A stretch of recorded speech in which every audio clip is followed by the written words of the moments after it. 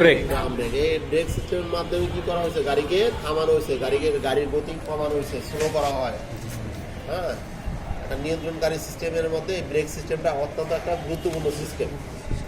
তাহলে এই আমরা ওখানে দেখছিলাম ব্রেক মাস্টার সিলিন্ডার, ওই মডেলটার মধ্যে ব্রেক মাস্টার সিলিন্ডার দেখছি। তারপরে এখান থেকে ব্রেক লাইন আসছে, মাস্টার সিলিন্ডার থেকে লাইন সরাসরি চলে আসছে, সামনের 2 চাকা চলে গেছে, পিছনের 2 চাকা চলে আসছে। এই যে হাইড্রোলিক লাইনটা এদিক দিয়ে আইসা, এই যে এখানে দেখো ওই পাইপ, এই যে দেখছো, হ্যাঁ, এই পাইপ দিয়ে আইসা লাগছে বাইকে, এইটা চলে আসছে এই হুইল সিলিন্ডার এখানে। জি স্যার, এগুলোর নাম কি? Wheel cylinder. সিলিন্ডার। এই হুইল সিলিন্ডারের মধ্যে এরকম তোমার পিস্টন আছে, বাকেট আছে, হ্যাঁ, আরো স্প্রিং আছে। তারপরে আর এরপরে আছে এই হুইল সিলিন্ডারটা, এই যেখানে তোমার ব্রেক শুর সাথে সংযোগ হয়েছে, এখানে 2টা হুইল সিলিন্ডার আছে। এটা যেহেতু বড় গাড়ি দিয়ে আছে, 2টা হুইল সিলিন্ডার, ঠিক আছে। আর ওই ব্রেক প্যাডেল থেকে আমরা ওই মডেলে দেখলাম, ব্রেক প্যাডেলে যখন চাপ দিচ্ছে তখন ওই চাপটা, হাইড্রোলিক প্রেসারটা তোমার সরাসরি এই লাইন দেওয়া কোথায় আসতেছে, এই হুইল সিলিন্ডারে আসতেছে। অর্থাৎ এটা প্যাসকেল লর সূত্র অনুযায়ী কাজ করবে। প্যাসকেল ল একজন বৈজ্ঞানিক ওই সূত্র অনুযায়ী আমি যদি প্যাডেলে যদি সাপোজ 10 পাউন্ড চাপ দেই, আমি এখানে র্যাম্পে বা হুইল সিলিন্ডার আমি 100 পাউন্ড চাপ পাবো। যার কারণে তো এই চাপটা অনেক চাপ হয়ে যাচ্ছে। এই চাপের কারণে কিন্তু এত বড় গাড়িটাকে সহজে কি করা যাচ্ছে, থামিয়ে দিচ্ছে, ঠিক আছে। এই হাইড্রোলিক ইয়ের মাধ্যমে এটা কাজ করতেছে। তাহলে প্রেশারটা আসতেছে ব্রেক মাস্টার সিলিন্ডার থেকে আইসা হুইল সিলিন্ডারে আসলো, ব্রেক লাইন দিয়ে হুইল সিলিন্ডার আসতেছে। হুইল সিলিন্ডার আইসা এই এখানে ভিতরে যে সিলিন্ডার আছে, তোমার পিস্টন আছে, বাকেট আছে, ওর মাধ্যমে চাপটা ক্রিয়েট করে, প্রেশারটা ক্রিয়েট করে। তখন এখানে ব্রেক শু আছে, এই যে এখানে ব্রেক শু আমরা দেখতেছি, উপরে আরেকটা লাইনিং থাকে, এটা লাইনিংটা ছুটায় ফেলছে, ওই পাশে লাইনিং আছে, এদিকে নিচে লাইনিং আছে, ব্রেক শু লাইনিং। এই ব্রেক শুটা তখন কি হয়, এক্সপান্ড হয়ে যায়, প্রসারিত হয়ে আমরা এই পাশে গুণায়মান ড্রাম, এই যে ড্রাম দেখতেছি, ড্রামটাকে কি করবে, থামিয়ে দিবে। এই ড্রামটাকে থামিয়ে দিবে। ড্রাম থেমে গেলে পরে চাকাও কি হবে, থেমে যাবে।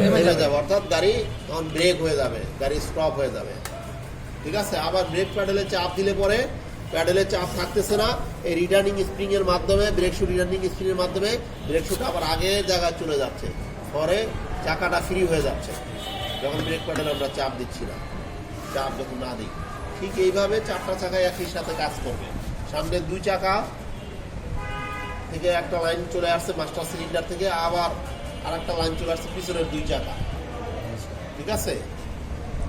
এইভাবে এটা কাজ করে। এখানে আমরা যে ব্রেকটা দেখতেছি এটা হলো কি, কোন ধরনের ব্রেক? Drum brake. আবার ওই পাশে দেখছিলাম ডিস্ক ব্রেক, ঠিক আছে। ডিস্ক ব্রেক গুলো সাধারণত হালকা ধরনের গাড়িগুলোর মধ্যে ব্যবহার করা হচ্ছে, হালকা মোটর জানে। এই পাশে আমাদের যে প্রাইভেট কারে দেখছো, এই পাশে এই গাড়িটার মধ্যে ডিস্ক ব্রেক আছে সামনের চাকায়। কিছু কিছু গাড়িতে আবার 4 চাকায় ডিস্ক ব্রেক থাকতে পারে, হালকা ধরনের, ঠিক আছে। আর বড় বড় যত গাড়িগুলো আছে, ড্রাম ব্রেক, যেখানে ড্রাম ব্রেক, যেখানে অনেক লোডের ব্যাপার আছে, লোড নিয়ে গাড়ি চলে, অনেক টর্কের ব্যাপার আছে, হ্যাঁ, গাড়ি থামাই দিকে অনেক শক্তির ব্যাপার আছে, ঠিক আছে, ফোর্স, শক্তি, হ্যাঁ, এগুলো কাজ করবে, সেখানে ড্রাম ব্রেকগুলো ব্যবহার হয়েছে। এই জন্য বড় যত গাড়িগুলো আছে সবগুলো কি ড্রাম ব্রেক। এই যে বাস, ট্রাক, লরি, যেটাই বলি না কেন, সব চাকাই ড্রাম ব্রেক। স্যার আমি এতদিন মনে করছিলাম স্যার ওগুলি তো অনেক হাই পারফরমেন্স, ওগুলিতে ডিস্ক থাকবে আর ভালো। না, ডিস্ক ব্রেক গুলো হালকা ধরনের গাড়ি। আমরা যেমন মোটর বাইকে এখন দেখতেছি ডিস্ক ব্রেক সামনে, ডিস্ক ব্রেকটা হলো ইফেক্টিভ হয়, খুব ইফেক্টিভ হয়, তাড়াতাড়ি ব্রেক করবে। কিন্তু টর্কের যে একটা ব্যাপার আছে, যে লোডের ব্যাপার আছে, এগুলিও কিন্তু লোডে ভালো ব্রেকটা কি হয় না। আর একটা সুবিধা আছে, ওইটা ব্রেকটা তাড়াতাড়ি ঠান্ডা হয়, ডিস্কটা তাড়াতাড়ি কি হয়, ঠান্ডা হয়, ঠিক আছে। এটা অনেক গরম হয়ে যায়, এটা তো গরম হবে, অনেক গরম হবে, অনেক গরম হয়। গাড়ি যখন চলবে দেখা গেছে তুমি ড্রামে হাত দিতে পারবে না, কয়েক কিলোমিটার চলবে না, ড্রাম জমে গেলে মোটামুটিভাবে একটু গরম হয়ে যাবে, ঠিক আছে।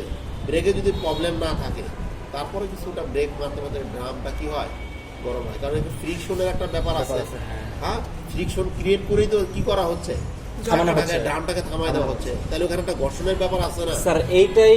এটার সাথে যখন ড্রামটা লাগে, ব্রেক শুয়ের সাথে যখন ড্রামটা লাগে, তখন স্যার গরমটা উৎপন্ন হয়। হ্যাঁ, আর এই ব্রেক শুটা এমন একটা পদার্থ দ্বারা, এটা অ্যাসবেস্টসের তৈরি, অ্যাসবেস্টস, হ্যাঁ, অ্যালবেস্টরের তৈরি। এটা কিন্তু তোমার অনেকটা তাপও নিতে পারে। নর্মাল কোনো মেটাল ব্যবহার করলে হয়তো ক্ষয় হয়ে যেত বা আরো গলে যেত। তাপ উৎপন্ন হইতো। ঠিক আছে, এটা অনেক তাপ সহ্য করার মতো তাপ। স্যার এটা কি ড্রামকে ক্ষয় করে না? হ্যাঁ, ক্ষয় করবে, ড্রাম ক্ষয় হবে, বাট সেটা অনেক পরের ব্যাপার।